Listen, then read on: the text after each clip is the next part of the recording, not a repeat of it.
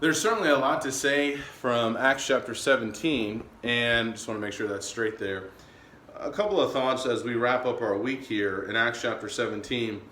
As we talk about Jesus in the world and to our neighbors or friends or family members, people are going to think it's strange. People are going to think it's strange that we follow a man who was raised from the dead. And that's what happened when Paul was in Athens. He was, it says in verse 18, also some of the Epicurean and Stoic philosophers were conversing with him. Some were saying, what would this idle babbler wish to say? Others, he seems to be a proclaimer of strange deities because he was preaching Jesus and the resurrection. And that's how a lot of people are going to respond even today. They think it's strange about Jesus and the fact that Jesus was raised from the grave. Now, these individuals listened to Paul as he talked to them about the true and living God, and that's really the second half of Acts chapter 17. As you read Acts chapter 17, the second half, as Paul was in Athens, one thought to keep in mind would be to list, what do you learn about God, the true and living God? And what might we be able to take away and to share with others as we think about God and sharing details about God to those who don't know the true and living God. This is a great chapter to really ponder and to think about some things about God. One of the things that I love about this chapter, I don't know necessarily the result, but this is a pattern that we find time and time again as we go out into the world to evangelize.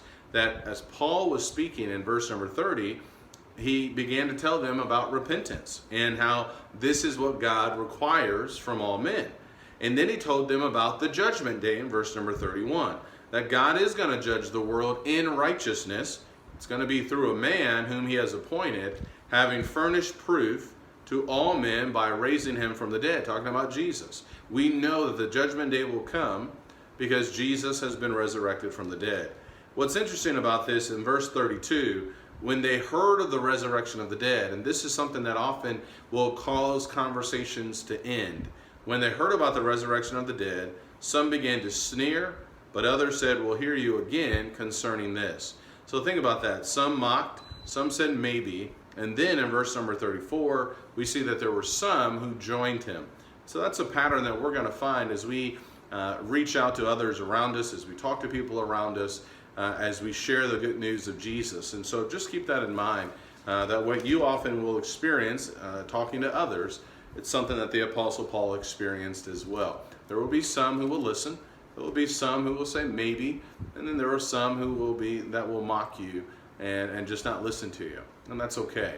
Our job, let's continue to look for those opportunities.